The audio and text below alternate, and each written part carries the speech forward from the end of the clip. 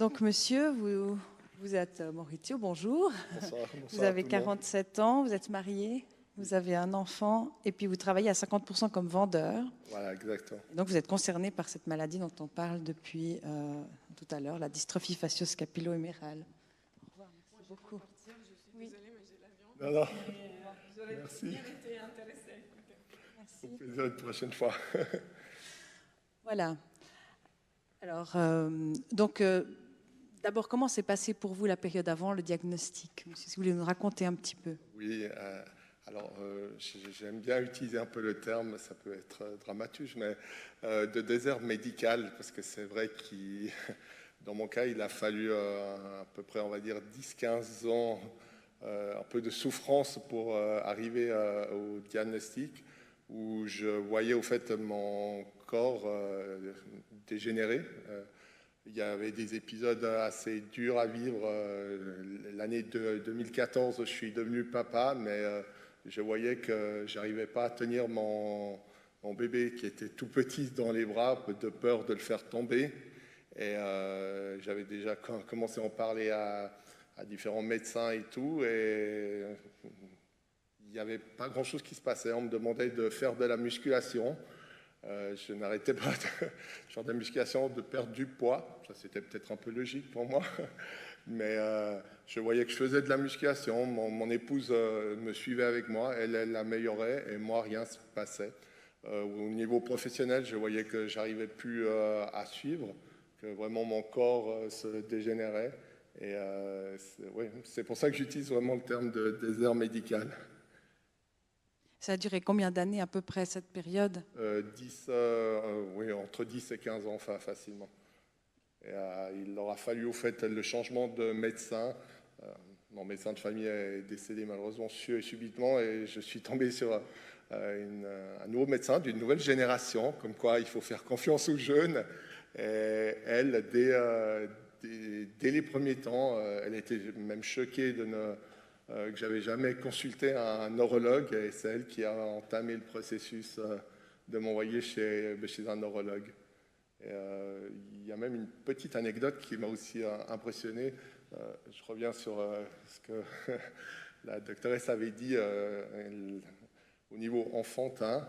La pédiatre à mon fils était persuadée, parce que le jour où j'ai reçu le diagnostic, le premier réflexe, je lui en ai parlé, parce qu'on m'a dit que c'était génétique et tout. Et puis elle, par contre, elle était choquée qu'on n'avait pas auparavant diagnostiqué ça chez moi, parce qu'elle, alors à voir, elle avait peut-être l'œil un peu plus aiguisé. Et c'est vrai que je rejoins ce que vous avez dit. Elle m'a dit, ah, mais moi, ça fait 5 ans que je teste votre fils, parce que j'avais remarqué qu'il y avait quelque chose de neurologique, mais qui n'allait pas. Et voilà, ça m'a marqué. Pour ça, je voulais juste souligner également ça. Et puis, qu'est-ce que ça a changé pour vous après, une fois qu'il y a eu ce diagnostic? Je peux dire que je suis sorti de ce désert médical parce que tout a été adapté. Alors, ça a été pas tout d'un coup. Hein. Il a fallu tout un processus pour mettre en place. Il y avait la pression du monde professionnel parce qu'eux, ils aiment pas l'inconnu.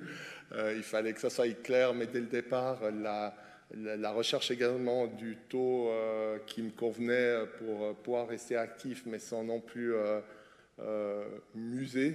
Et ça, c'était également important. Et je crois que oui, c'est surtout également le fait d'être soulagé. J'utiliserais même le terme d'être compris, parce que ça n'a été pas évident de voir à nouveau le corps qui dégénère et de ne pas comprendre.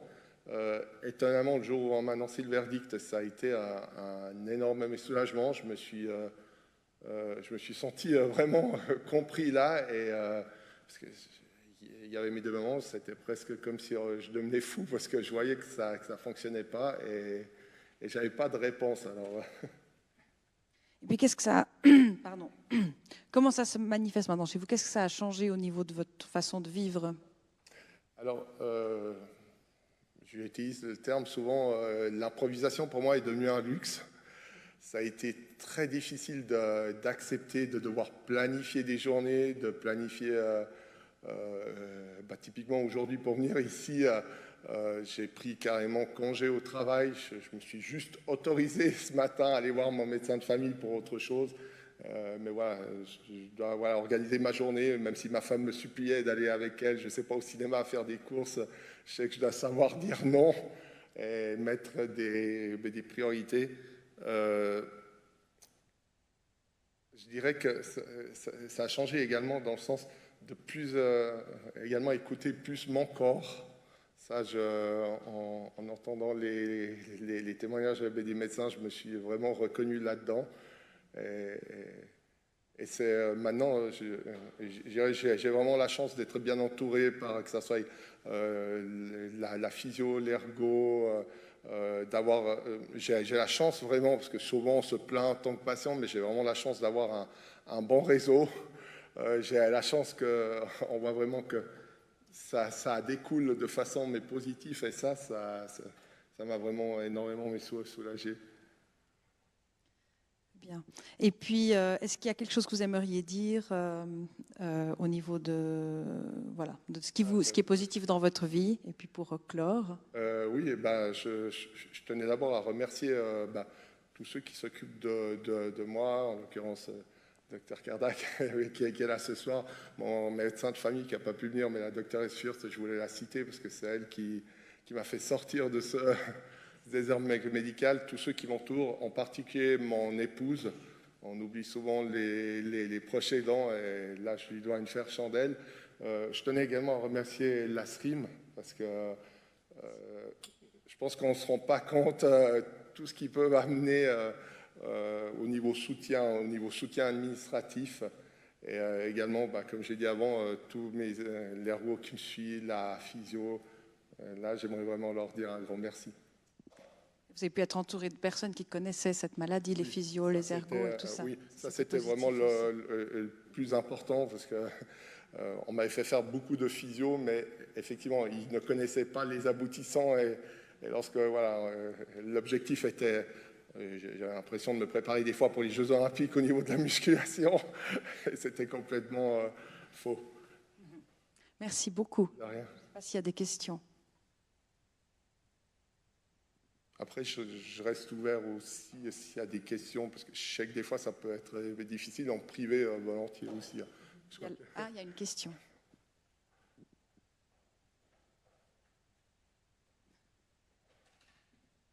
Merci beaucoup pour ce témoignage. Je suis médecin interne dans le service de neurologie au HUG.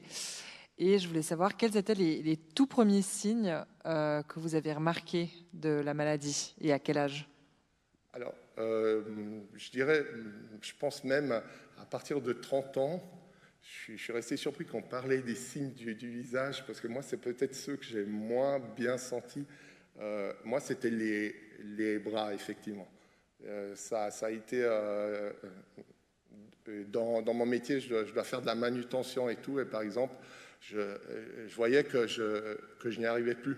Et ça m'a même mis un peu en danger, parce que mes collègues pouvaient croire que je voulais plus travailler, mais voilà. Mais je reviens là-dessus, le moment le plus dur, peut-être, où je me suis rendu compte, c'est cette sensation de risquer de faire tomber son bébé. Ça a été un moment très, très pénible, et je pense que ça a été un avertisseur, si vous me permettez l'expression. Merci. Merci. Merci infiniment pour ces témoignages, parce que c'est vraiment très, très courageux de votre part, et puis très important tantôt pour les patients comme pour les médecins. Alors merci encore.